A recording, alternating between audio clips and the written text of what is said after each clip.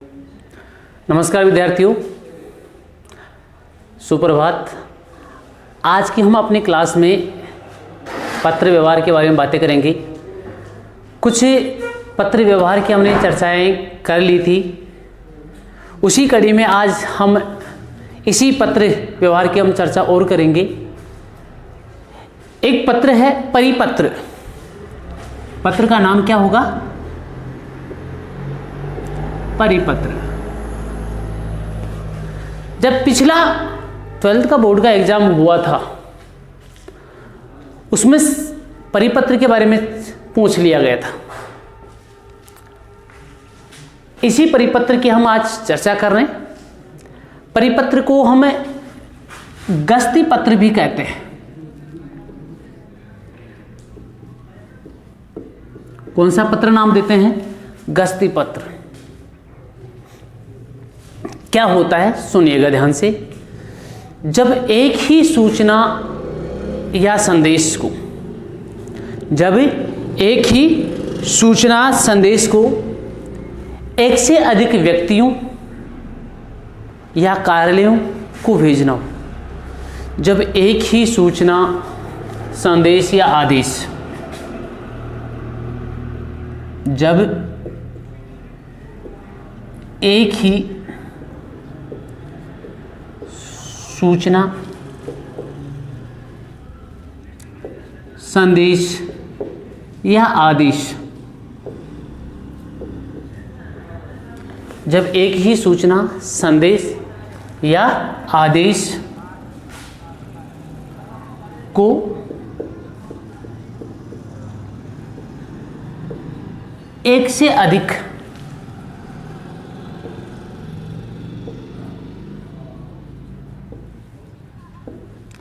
व्यक्तियों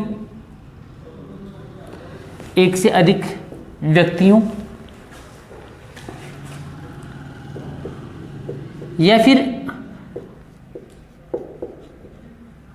कार्यालयों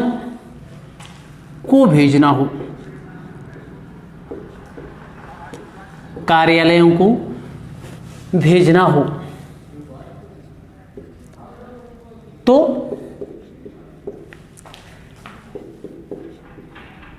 ऐसी स्थिति में लिखा जाने वाला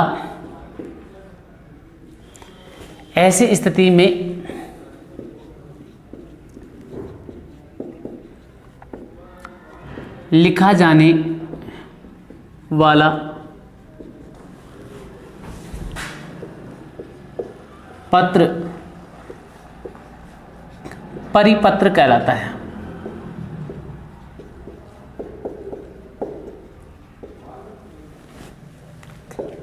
जब एक ही सूचना, संदेश, आदेश को एक से अधिक व्यक्तियों या कार्यालयों को भेजना हो, तो ऐसी स्थिति में लिखा जाने वाला पत्र क्या कहलाता है? परिपत्र कहलाता है, गस्ती पत्र कहलाता है। इसमें सूचना या संदेश एक ही होता है, लेकिन एक सूचना को ही अनेक व्यक्तियों को भेजेंगे, अनेक कार्यालयों को भेजेंगे, तो कार्यालयों को भेजने के लिए ऐसा पत्र क्या कहलाएगा? परिपत्र। इस परिपत्र में जिन कार्यालयों को भेजा जा रहा है, उस विभाग से पहले, विभाग के नाम से पूर्व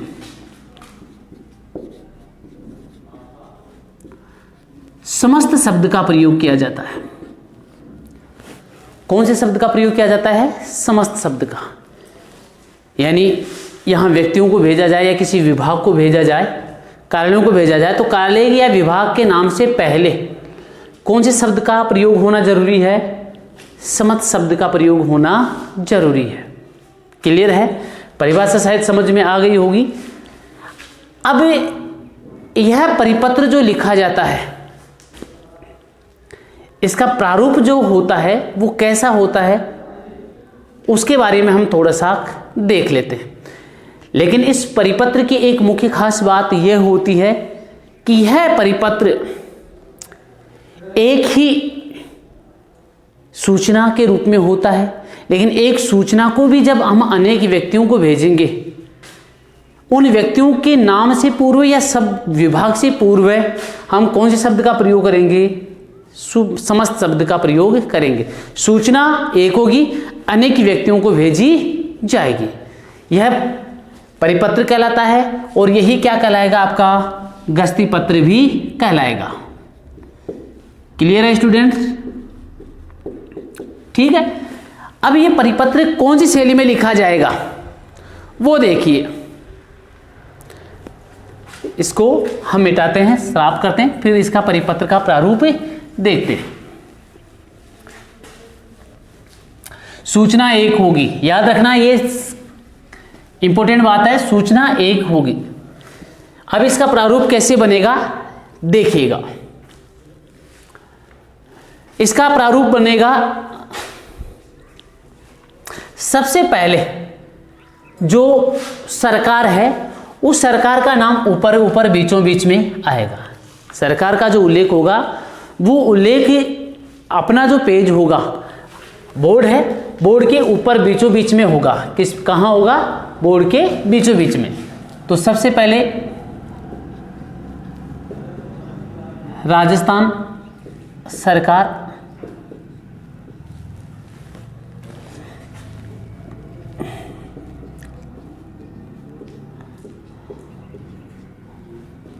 शासन सचिव,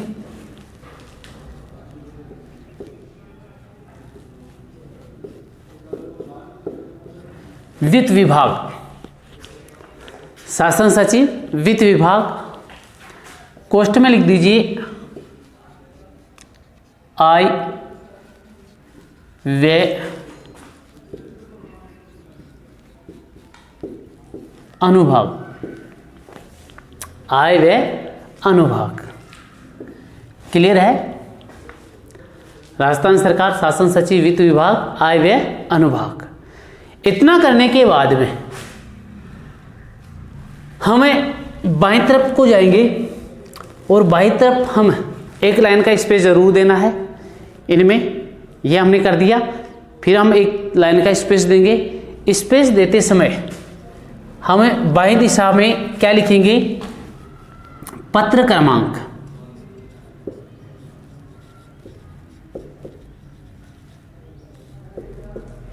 पत्र क्रमांक, पत्र क्रमांक लिखेंगे तब जिस संस्था के द्वारा पत्र लिखा जा रहा है उस संस्था का हमें नाम लिखेंगे छोटे रूप में।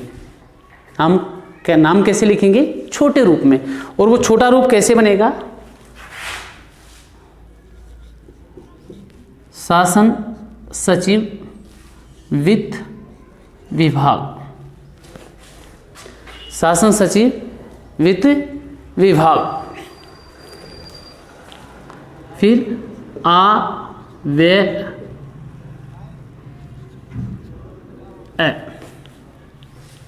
जो भी रूप होगा वो क्या होगा? छोटे रूप में होगा। शासन सचिव वित्त विभाग, आय व्यय अनुभाग। ठीक है। अब ये जो हमने लिखा है इसको लिखने के बाद में इसको हम एक ही लाइन में लिख सकते हैं। ठीक है। अब आगे हम जोधपुर जो भी है कर सकते हैं। इतना करने के बाद में स्थान का नाम आएगा। अब स्थान है कौन सा है? 4 अक्षरों का है तो 2 अक्षर लिख देंगे, 5 अक्षरों का है तो 3 लिख देंगे। क्लियर है? तो यहाँ 4 अक्षरों का नाम है तो इसको हम क्या करेंगे? छोट में जोध कर देंगे, ऑब्लिक लगा दीजिएगा। ऑब्लिक लगाने के बाद में आप जो सत्र चल रहा है उसका उल्लेख करेंगे। हम किसका उल्लेख करेंगे? सत्र का। तो 2020 2021 उल्लेख कर दिया। अब पत्र क्रमांक संख्या 107 कर दी। कितनी करेंगे? 107। कुछ भी कर दीजिए, इसमें ये कोई कंफर्म नहीं है कितनी होगी, 107 होगी, 102 होगी, कितनी भी आपकी रुचि के अकॉर्डिंग है। रुचि के अकॉर्डिंग ऐसे होनी चाहिए जो सबको अच्छी लगे। ठीक है। दाएं दिशा में हम दिनांक का उल्लेख करेंगे। कौन सी दिशा में? दाएं दिशा में। हमेशा दिनांक दाईं दिशा में ही होना जरूरी है। अब दिनांक आज की कर दीजिए 10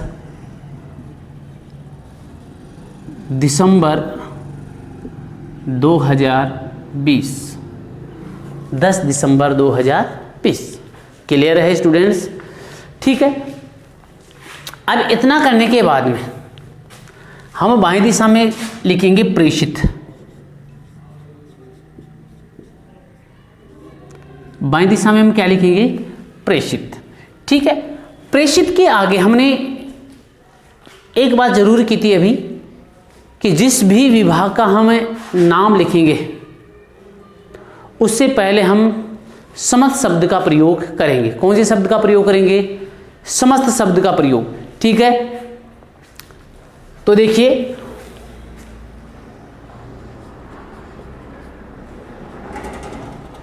समस्त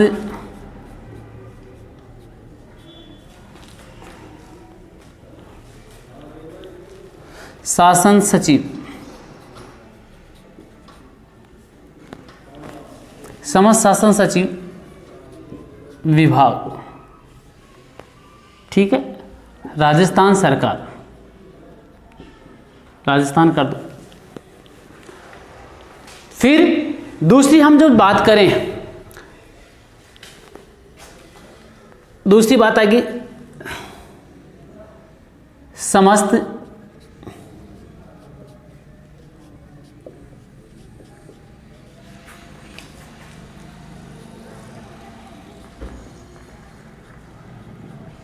समस्त संभागीय आयुक्त राजस्थान,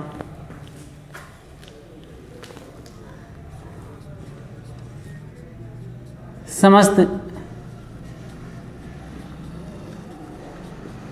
विभागाध्यक्ष राजस्थान,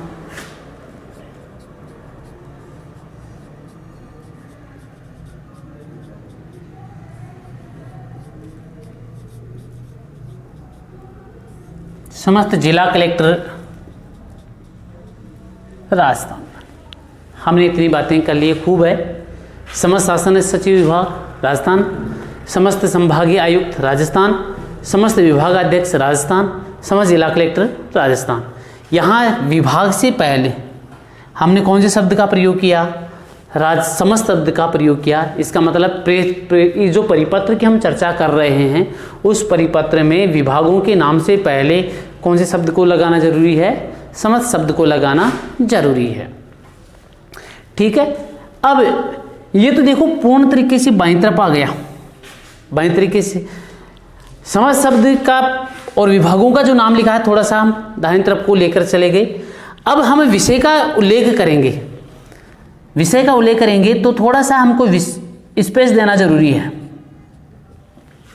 स्पेस यानी पूर्ण बाएं तरीके से नहीं आएगा, बाएं दिशा में नहीं आएगा, थोड़ा सा हमको क्या करना पड़ेगा? स्पेस देना पड़ेगा। ठीक है। अब विषय अपना क्या होगा? हाँ, याद रखना इन दोनों के बीच में एक लाइन का स्पेस देना है। ठीक है। पत्र क्रमांक और यह है, इसके बीच में एक लाइन का स्पेस देना है। ठीक है। इसके अलावा ये जो विभागों के नाम लिखे हैं और विषय बनाया है, इनके बीच में किसका स्पेस देना है? एक लाइन का स्पेस देना है। ठीक। अब लिखना है विषय। वित्त विभाग में मितव्ययता हेतु, वित्त विभाग में मितव्ययता, या फिर ऐसा भी हम कर सकते हैं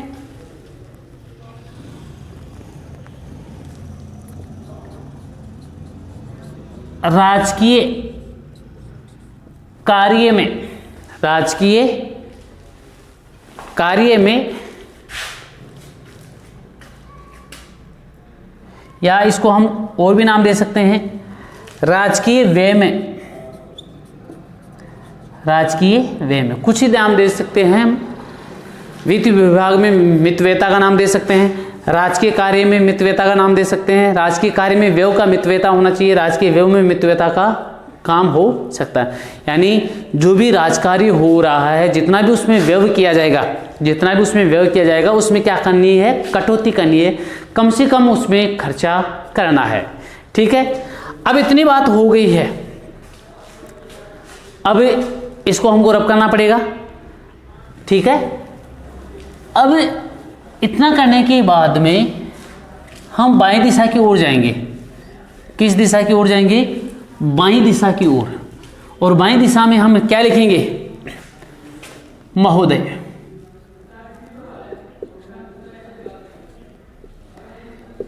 यहां पर आप विराम लगा दीजिएगा।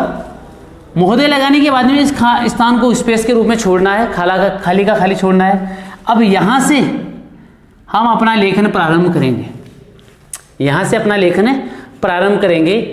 अब हमें किस प्रकार आज के व्यय में मितव्यता करेंगे, कौन कौन सी कार्यों में मितव्यता करेंगे, किस प्रकार की खरीद में, किस प्रकार की राजकीय भोजन में मितव्यता करेंगे, इन सब का हम क्या करेंगे? उल्लेख ही करेंगे। ठीक है, राजकीय कार्य में जो भोजन का रूप है उसमें मितव्यता, जो राजकीय जो यात्राएं की जाती है उसमें मितव्यता की जाएगी। ठीक है, अभी वित्त की कमी है, वित्त की कमी होने के लिए हम ऐसा कौन सा कार्य करें जिसमें खर्चा न हो।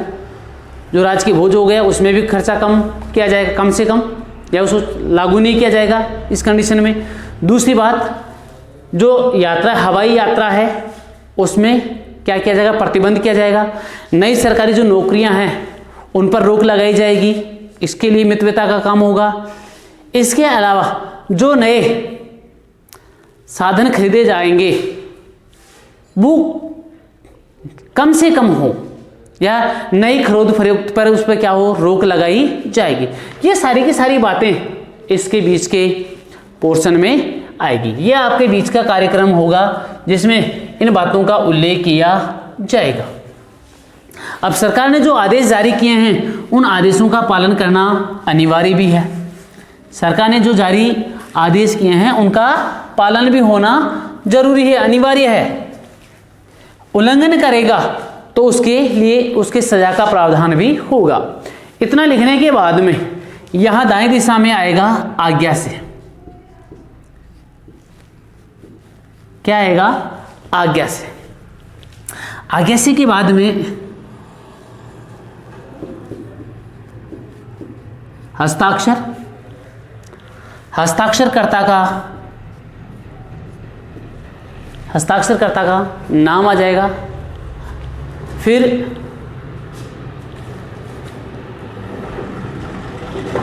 शासन सचिव जो पद है उसका उल्लेख हो जाएगा। और फिर संस्था, संस्था क्या बनेगी आपकी? वित्त विभाग।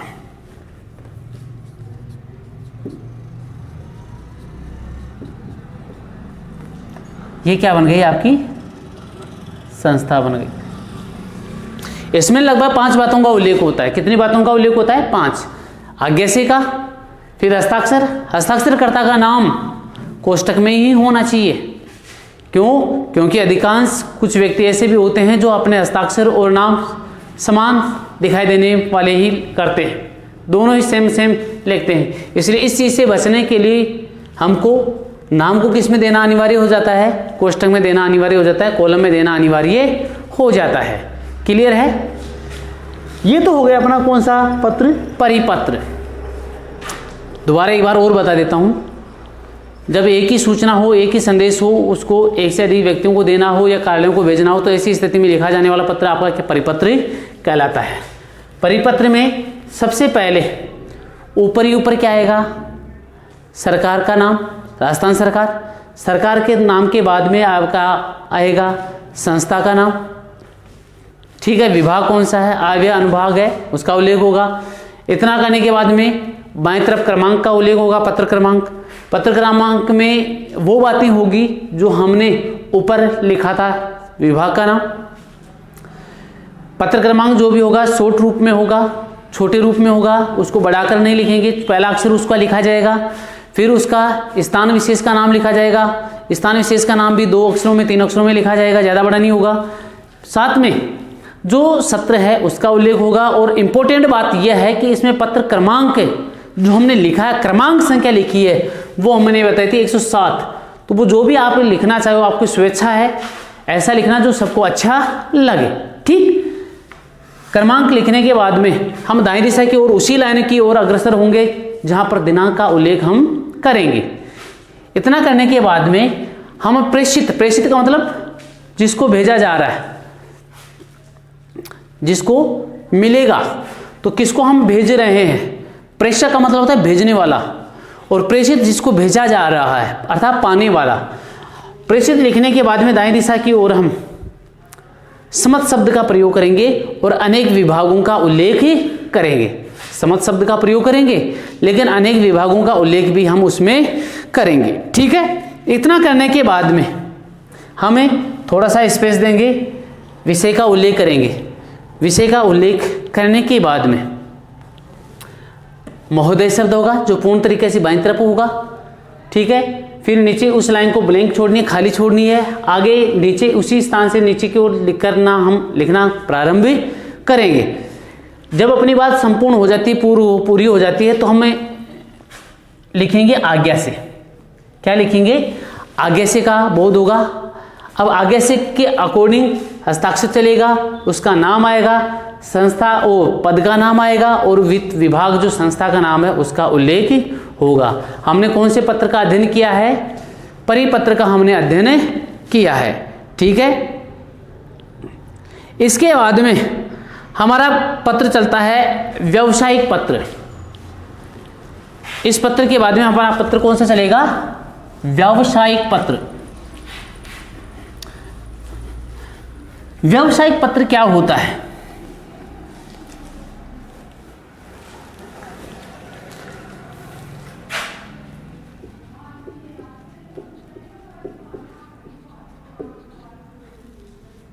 व्यावसायिक पत्र जब एक व्यावसायिक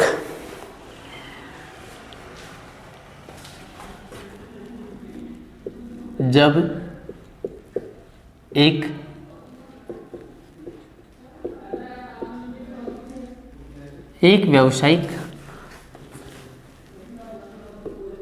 अपने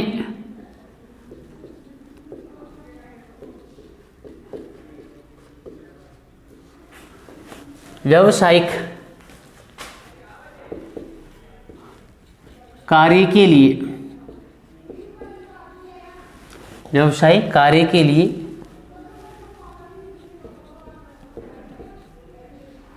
दूसरे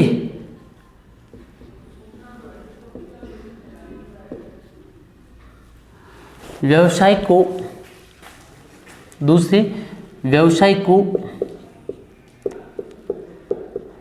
संस्था को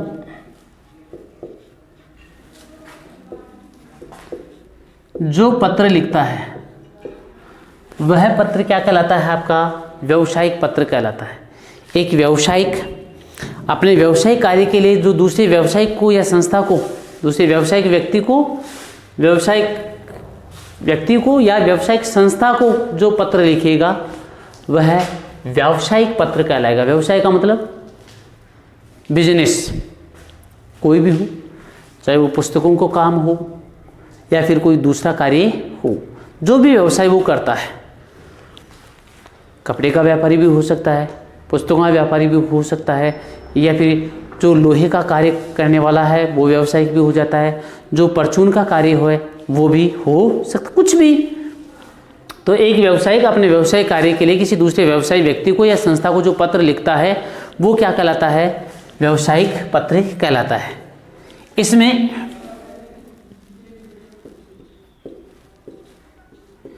व्यावसायिक मूल्य सूची मांगने के लिए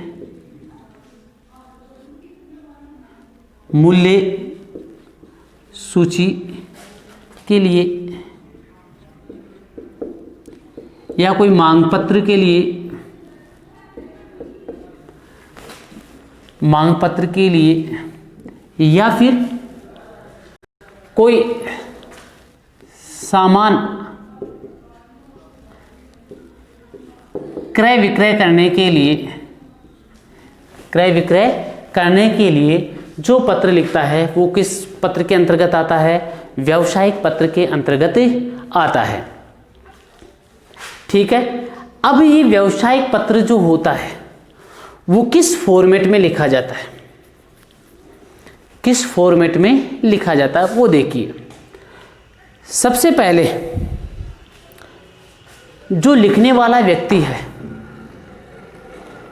वह व्यक्ति अपना जो उल्लेख करेगा वो यहां करेगा। मान लीजिए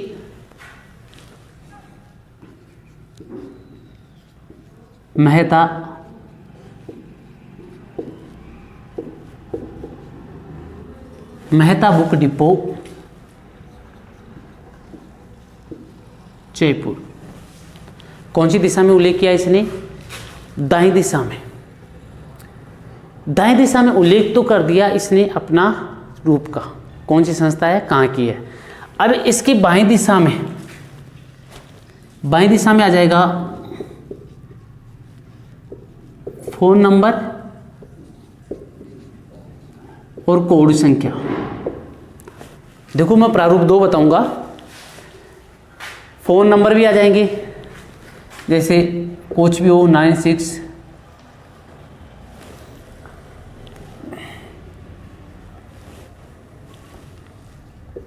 810 410 3105 कुछ भी, यानी कोड संख्या 817 दे दी। ठीक। बाईं दिशा में फोन नंबर और कोड संख्या उसका जो खुद का होगा, किसका? मेहता बुक डिपो का कोड संख्या आ जाएगा। मेहता बुक डिपो जो व्यक्ति है उसकी फोन के नंबर आ जाएंगे। क्लियर है यहाँ तक? फिर आएगा पत्र क्रमांक। फिर क्या आएगा? पत्र क्रमांक। अब पत्र क्रमांक जो आएगा उस पत्र क्रमांक में सबसे पहले यदि आप लिखना चाहो तो आप लिख सकते हो मेहता बुक डिपो ओब्लिक जय। ठीक है, ओब्लिक लगा देना। आपका जो पत्र क्रमांक है, पत्र क्रमांक वो, ये तो कोड संख्या है, पत्र क्रमांक आप 109 लगा सकते हो। क्या कर सकते हो? 109 लगा सकते हो। ठीक है। इसके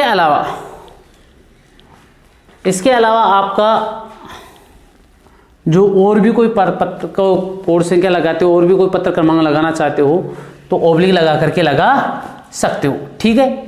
इतना करने के बाद में आप दाईं दिशा की ओर जाओगे। किस दिशा की ओर बढ़ेंगे? दाईं दिशा। दाईं दिशा में हमेशा किसका उल्लेख? दिनांक का। दिनांक जैसे आज हो गई 10 दिसंबर 2020। दिनांक का फॉर्मेट यही होना चाहिए। ठीक है।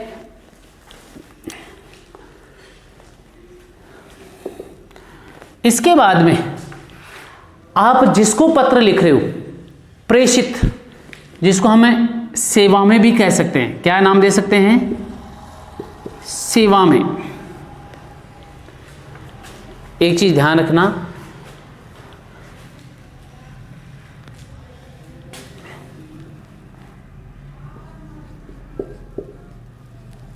फोन नंबर, ठीक है, और कोड संख्या, ये एक ही लाइन में होने चाहिए।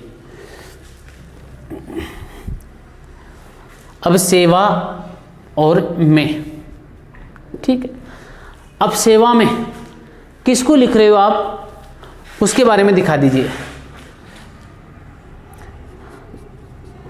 रावत बुक या रावत पुस्तक भंडार,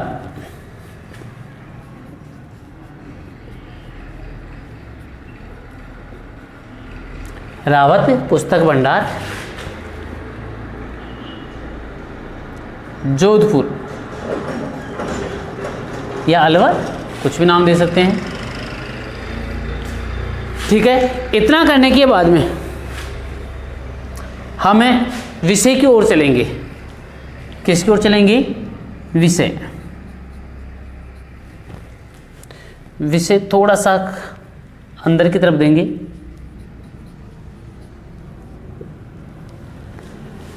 विषय होगा, हमने नाम लिया ना, कोई मूल्य सूची के लिए, कोई मांग पत्र के लिए, है ना। तो पुस्तकों की मूल्य सूची प्राप्त करने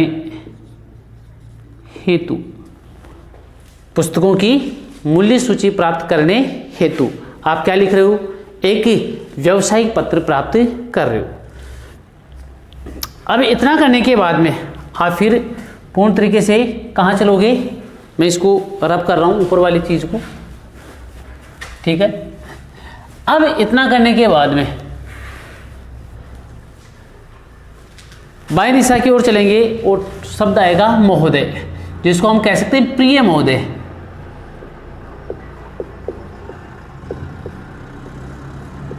प्रिय महोदय।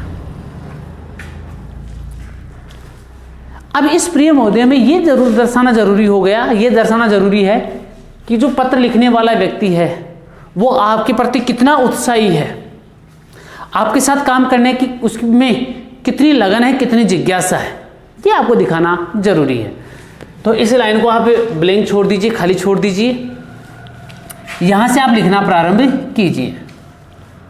अब यहां से लिखेंगे तो अब हम कहेंगे हमें ये जानकर अत्यंत हर्ष हो रहा है, अत्यधिक प्रसन्नता हो रही है कि आपका जो कार्य है पुस्तक वितरण करने का वो अत्यधिक प्रगति पर बढ़ रहा है। हम भी आपसे अपना व्यापार प्रारंभ करना चाहते हैं, हम भी आपसे अपना व्यापार प्रारंभ करना चाहते हैं, हम भी आपसे जो पुस्तक है उसका क्रय करना चाहते हैं। तो कष्ट करके आप हमें अपने पुस्तकों का मूल्य सूची वितरण भेजिए। मूल्य सूची का क्या भेजिए? वितरण प्रारूप भेजिए। रिपीट कर रहा हूं, यहां पर अगले वाले को संबोधित करते हुए उसके प्रति हर्ष हमको प्रकट करना है, हमको उसके प्रति उत्साह का भाव दिखाना है। तो हम कहेंगे कि हमें यह बताते हुए अत्यधिक प्रसन्नता हो रही है कि आपका जो कार्य है पुस्तक वितरण करने का वो अत्यधिक प्रगतियों पर बढ़ता जा रहा है, अत्यधिक विकसित होता जा रहा है। और हम भी आपसे अपना व्यापार का साझा करना चाहते हैं, हमसे आपसे पुस्तकें क्रय करना चाहते हैं। इसलिए कष्ट करके आप हमें आपके पुस्तकों की मूल्य सूची हमें भेजिए। इतना जब हम कर देंगे, जब इस बीच के पोर्शन में हम 2-3 लाइनों में ये उल्लेख कर देंगे या 3-4 लाइनों में हम उल्लेख कर देंगे, तो इतना करने के बाद में हम यहाँ लिख देंगे भवदीय। हम किसका उल्लेख करेंगे? भवदीय। ठीक है, आगे से का बोध नहीं होगा, हम किसका बोध करेंगे? भवदीय का। क्योंकि एक निजी व्यक्ति किसी निजी व्यक्ति को पत्र लिख रहा है, एक संस्था दूसरी संस्था को क्या लिख रही है? पत्र लिख रहा है, व्यक्ति को पत्र लिख रहा है, तो इसमें भवदीय शब्द का प्रयोग होना जरूरी है। फिर आएगा हस्ताक्षर, कोष्टक में आपका क्या आ जाएगा? नाम आ जाएगा, और जो मेहता बुक डिपो है संस्था का नाम आ जाएगा, संस्था का नाम आ जाएगा। कहाँ आ जाएगा? भवदीय की नीचे। अब यहाँ पर संस्था का नाम किसका आएगा? तो संस्था जो पत्र लिखने वाली है, पत्र कौन लिखने वाली है? मेहता बुक डिपो लिखने वाला है। कौन लिखने वाला है? Mehta book depot. समझ में आ गया? मेहता बुक डिपो पर पत्र लिख रही है, तो ये संस्था का नाम क्या आ जाएगा? मेहता बुक डिपो लिख रही है। किसको लिख रही है? रावत पुस्तक भंडार जोधपुर को लिख रही है। रिपीट कर रहा हूं, ये जो पत्र है, ये जो पत्र है वो एक व्यवसाय की व्यक्ति दूसरे व्यवसाय व्यक्ति को या संस्था को पत्र लिखा जाने वाला होता है। इसमें सबसे पहले जिस संस्था के द्वारा पत्र लिखा जा रहा है उसका उल्लेख दाएं दिशा में होता है। हाँ, इसका उल्लेख बीचों बीच में ऊपर भी हो सकता है, कोई गलती नहीं है, कोई इसमें गलत का भाव नहीं होगा। तो मेहता बुक डिपो जो हमने दाएं दिशा में लिखा है उसको हम कहाँ से लिख सकते हैं, उसको हम ऊपर के बीचों बीच में लिख सकते हैं, मेहता बुक डिपो।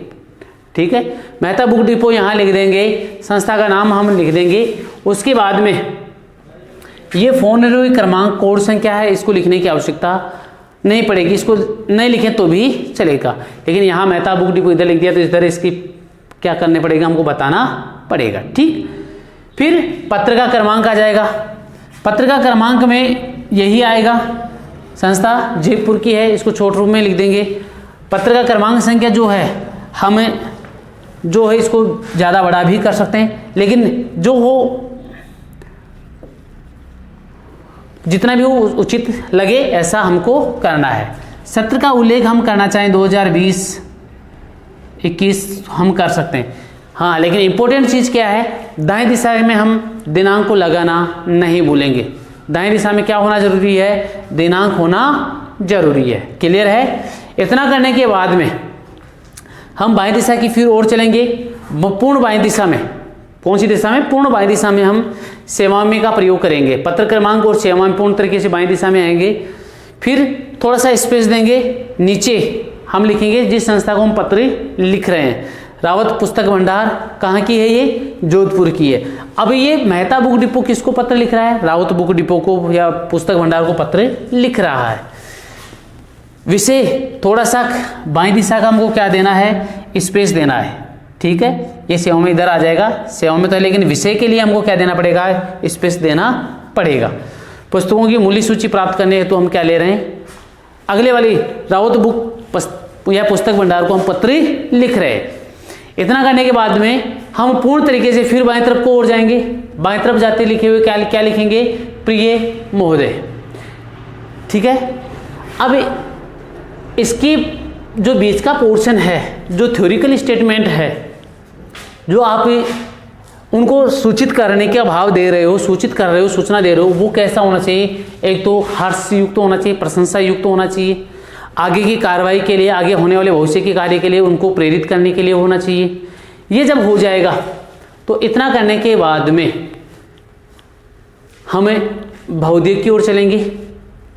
क्या चलेंगे, बहुधेय की ओर।